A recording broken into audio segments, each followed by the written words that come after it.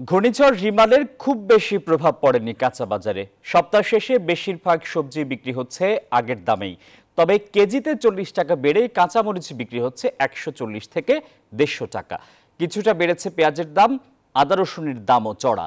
প্রতি কেজিতে 20 টাকা কমেছে মুরগির দাম।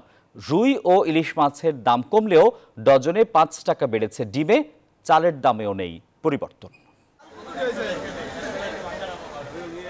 সপ্তাহ শেষে শুক্রবার রাজধানীর কারওয়ান বাজার ঘুরে দেখা যায় গত সপ্তাহের মতোই প্রতি কেজি আলু বিক্রি হচ্ছে 50 টাকায়। প্রকারভেদে পটল 40 থেকে 50 টাকা, পেঁপে 50 থেকে 55, টমেটো 90 থেকে 100, বেগুন 50 থেকে 60 টাকা, লাউ প্রতি পিস 45 থেকে 50 টাকা।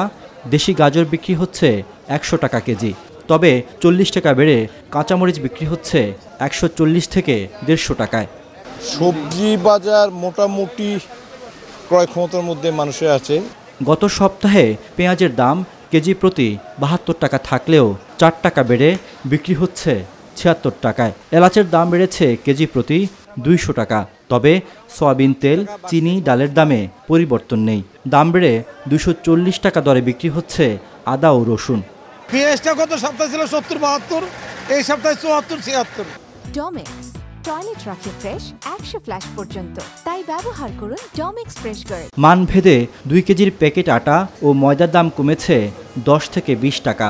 মিনিকেট, নাজিরশাইল, পাইজাম চালের দাম না বাড়লেও কিছুটা বেড়েছে 28 চালের দাম। 28টা ম্যাক্সিমাম লোকেই খায়, কথা বলছেন, এই জন্য 28-এর উপর প্রভাব বেশি পড়াতে 28-এর দামটা একটু বাড়ছে। প্রতি কেজি ইলিশের দাম কমেছে 300 টাকা। রুই, তেলাপিয়া, পাঙ্গাস মাছের দাম অপরিবর্তিত থাকলেও কেজিতে চিংড়ির দাম বেড়েছে 150 থেকে 200 টাকা। বাজারে ব্রয়লার ও কক মুরগির দাম কমেছে কেজি প্রতি 20 টাকা। গত সপ্তাহে 1 কেজি মাছ 2200 টাকা, 2000 টাকা। এই সপ্তাহে আমরা 1700 টাকা কেজি বেচতেছি। মাছের বাজারে ইলিশ মাছের দাম কম হওয়াতে মনে হচ্ছে যে একটু স্বস্তির আশ্বাস পাওয়া যাচ্ছে। 360 টাকা ছিল, এখন 10 টাকা কমছে বলা সোনালিতে, আর ব্রয়লার কেজিতে 20 টাকা কমছে। মুরগির বাজারে কিছুটা স্বস্তি আসলেও 5 টাকা বেড়ে প্রতি ডজন ডিম বিক্রি হচ্ছে 155 টাকায়। গরু ও খাসির মাংস বিক্রি হচ্ছে আগের দামেই। রিয়াদ সুমন, নিউজ 24, ঢাকা।